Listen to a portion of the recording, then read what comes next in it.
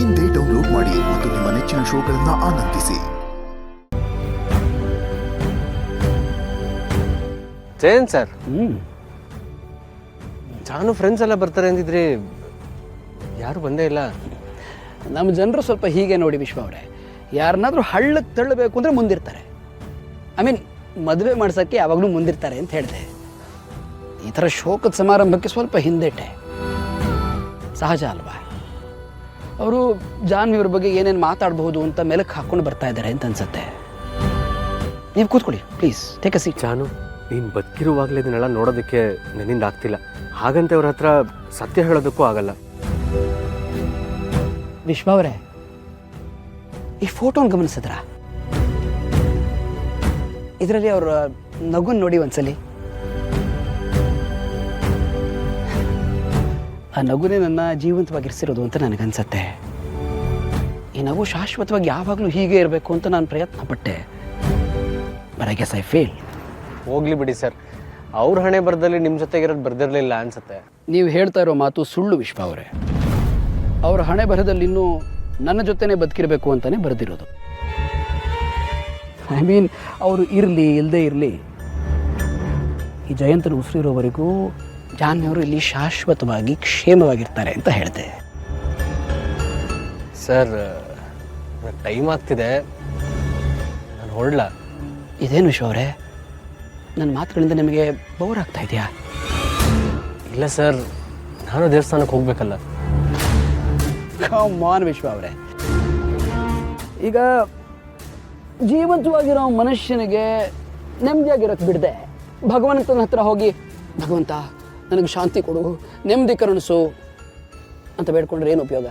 Sir, ನಾನಿಲ್ಲಿ ಬಂದಿರೋದು ನಮ್ಮ ಮನೆಯವ್ರಿಗೆ ಗೊತ್ತಿಲ್ವಲ್ಲ ಸರ್, ಅವರು ಗಾಬರಿ ಆಗ್ತಾರಲ್ವಾ? ನಿಮ್ಮ ತಂದೆ ಗೊತ್ತಿದೆಯಲ್ಲ ವಿಶ್ವ ಅವರೇ, ಅವರು ನೀವು ನನ್ನ ಜೊತೆಗಿದ್ದೀರಾ ಅಂದರೆ ನಿಶ್ಚಿಂತೆಯಿಂದ ಆರಾಮಾಗಿರ್ತಾರೆ. Don't worry.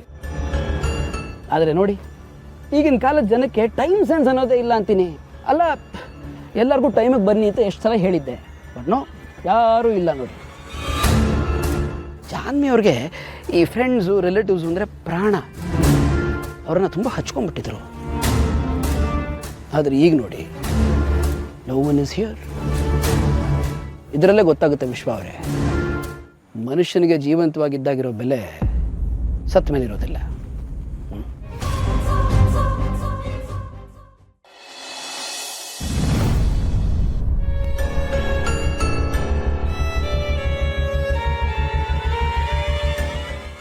ಸರ್, ಇಷ್ಟೊತ್ತಾದರೂ ಯಾರೂ ಬಂದಿಲ್ಲ ಅಂದರೆ ನಾವೇ ಬೇಗ ಬಂದಿದ್ದೀವಿ ಅನಿಸುತ್ತೆ. ನನಗೇನೋ ಹಾಗೆ ಅನಿಸೋದೇ ಇಲ್ಲ ವಿಶ್ವ. ಆ ಫೋಟೋನ ಗಮನಿಸಿದ್ರ ನೋಡಿ, ಆ ನಗು ನೋಡ್ತಾ ಇದ್ರೆ ನನಗೆ ಸಮಯದ ಪರಿವೇ ಇರೋದಿಲ್ಲ. ದಿನಗಟ್ಟಲೆ ನಾನು ಬರೀ ಆ ಫೋಟೋನ ನೋಡ್ತಾ ಕಳೆದ್ಬಿಟ್ಟಿದ್ದೀನಿ ವಿಶ್ವ. ನಾನು ಈ ಪ್ರಪಂಚದಲ್ಲಿ ಇಲ್ವೇನೋ ಅಂತ ನನಗೆ ಅನಿಸುತ್ತೆ. ಇಸಿ ಎಲ್ಲರೂ ಜಾನ್ವಿಯವರು ಈ ಪ್ರಪಂಚದಲ್ಲಿ ಇನ್ನಿಲ್ಲ ಅಂತ ಹೇಳ್ತಾ ಇದ್ದಾರೆ. ಅವ್ರಿಗೆ ಹೇಗೆ ಎಕ್ಸ್ಪ್ಲೇನ್ ಮಾಡಲಿ ಅಂತ ಗೊತ್ತಾಗಲ್ಲ. ಜಾನ್ವಿಯವರು ನನ್ನ ಜೀವನದಲ್ಲಿ ಇನ್ನೂ ಖುಷಿಯಾಗಿ ನಗ್ನಗ್ತಾ ಹಸನಾಗಿ ಹಾರಾಡ್ಕೊಂಡು ಇನ್ನೂ ಇದ್ದಾರೆ ಅಂತ. How do I explain it? ಇದನ್ನು ಯಾರಿಗಾರು ಹೇಳಿದ್ರೆ ನಾನು ಭ್ರಮೆ ಅಂತಾರೆ. ತುಂಬ ಪ್ರೀತಿ ಮಾಡಿರೋರನ್ನ ಮರೆಯೋದು ತುಂಬ ಕಷ್ಟ ಆಗುತ್ತೆ ಅಂತಾರೆ. ಹಾಗೆ ಪ್ರೀತಿಯನ್ನು ಕಿತ್ಕೊಂಡಿರೋರ್ನು ಮರೆಯೋದು ಕಷ್ಟ ಅಲ್ವಾ ವಿಶ್ವ? ಐ ಮೀನ್, ಇದ್ರ ಬಗ್ಗೆ ನಿಮಗೆ ತುಂಬ ಅನುಭವ ಇದೆ ಅಂತ ಅನ್ಸುತ್ತೆ. ಅಯ್ಯೋ, ಹಾಗೇನಿಲ್ಲ ಸರ್, ಈ ಥರ ಆಗುತ್ತೆ ಅಂತ ಕೇಳ್ಪಟ್ಟಿದೆ ಅಷ್ಟೇ. ನನಗೇನ ಥರ ಅನುಭವ ಆಗಿಲ್ಲ. ನಿಮಗೆ ಕೂತು ಬೋರ್ ಆಗ್ತಿದೆ ಅನ್ಸುತ್ತೆ ಅಲ್ಲ? ಏನು ಮಾಡೋದು? ರೈಟ್, ನೋಡಿ, ಹೇಗೂ ಯಾರೂ ಬಂದಿಲ್ಲ. ಬಂದ ಮೇಲೆ ಜಾನ್ವಿಯವ್ರ ಬಗ್ಗೆ 4 ಮಾತಾಡಿ ಅಂತ ನನಗೆ ಕೇಳ್ಕೊತಾರೆ.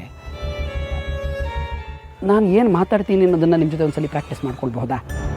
ಅಂದರೆ ನನ್ನ ಹೆಂಡತಿ ಜಾನ್ವಿಯವ್ರನ್ನ ನಾನು ಎಷ್ಟು ಪ್ರೀತಿ ಮಾಡ್ತೀನಿ ಅಂತ ನಿಮ್ಮ ಮುಂದೆ ಹೇಳ್ಕೊಬಹುದಾ ವಿಶ್ವ? ಸೊ ನನ್ನ ಹೆಂಡತಿ ಬಗ್ಗೆ ಸ್ವಲ್ಪನಾದರೂ ತಿಳ್ಕೊಳಕ್ಕೆ ನಿಮ್ಗೆ ಆಸಕ್ತಿ ಇರುತ್ತೆ ರೈಟ್? ಆಸಕ್ತಿ ಏನಿಲ್ಲ ಸರ್, ಆದರೆ ನಿಮ್ಮ ಮನಸ್ಸಲ್ಲಿ ಅವ್ರ ಬಗ್ಗೆ ಏನು ಭಾವನೆಗಳಿದೆ ಅಂತ ತಿಳ್ಕೊಳ್ಳೋ ಕುತೂಹಲ ಅಷ್ಟೇ. Fine by me. ನನ್ನ ಹೆಂಡತಿ ಜಾನ್ವಿ ಅವ್ರನ್ನ ನಾನು ಮೊದಲನೇ ಸರ್ತಿ ನೋಡಿದ್ದು ಕಾಲೇಜ್ ಫಂಕ್ಷನ್ನಲ್ಲಿ. ನನ್ನ ಕಟೌಟನ್ನೇ ಹಾಗೆ ಆಶ್ಚರ್ಯದಿಂದ ನೋಡ್ತಾ ನಿಂತಿದ್ರು. ಅವರು ಮೊದಲನೇ ನೋಟಕ್ಕೆ ನಾನು ಕ್ಲೀನ್ ಬೋಲ್ಡ್ ಆಗಿಬಿಟ್ಟೆ. ಇವರೇ ನನ್ನ ಧರ್ಮಪತ್ನಿ ಅಂತ ಫಿಕ್ಸ್ ಕೂಡ ಆಗಿಬಿಟ್ಟೆ. ಆಮೇಲೆ ಇನ್ನೇನು, ನೆಕ್ಸ್ಟ್ ಸ್ಟೆಪ್ ಇದೆಯಲ್ಲ, ನಾನು ಅವ್ರ ಮನೆಗೆ ಹೋದೆ, ಅವ್ರ ಅಪ್ಪ ಅಮ್ಮನ ಕೇಳ್ಕೊಂಡೆ, ಜಾನ್ವಿ ಅವ್ರನ್ನ ನನಗೆ ಮದುವೆ ಮಾಡಿಕೊಡಿ ಅಂತ.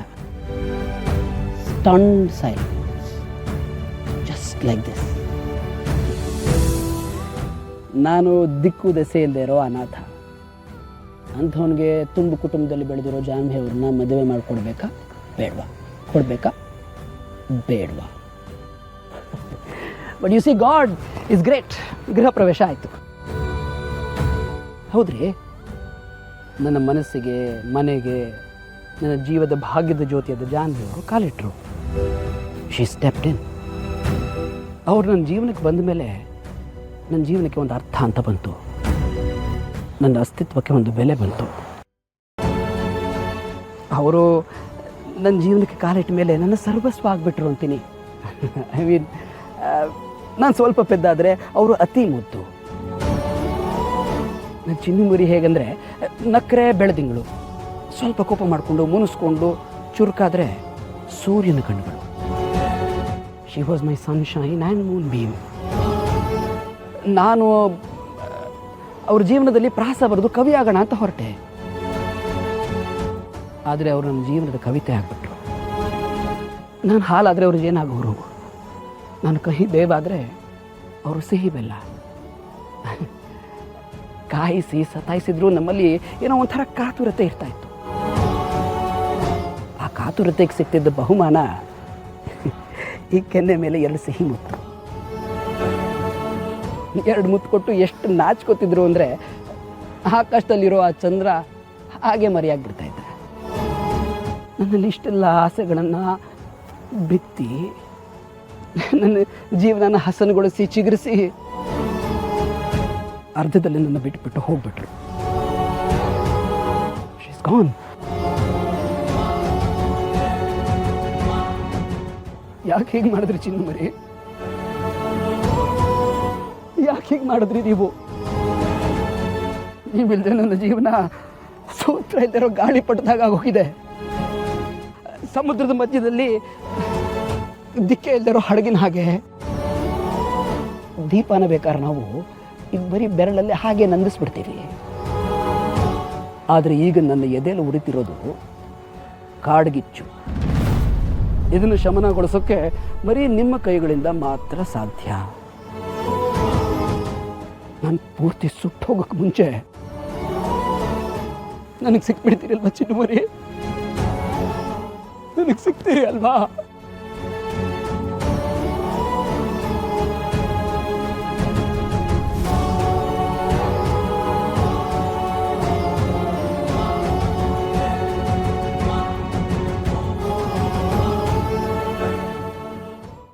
लक्ष्मी निवासा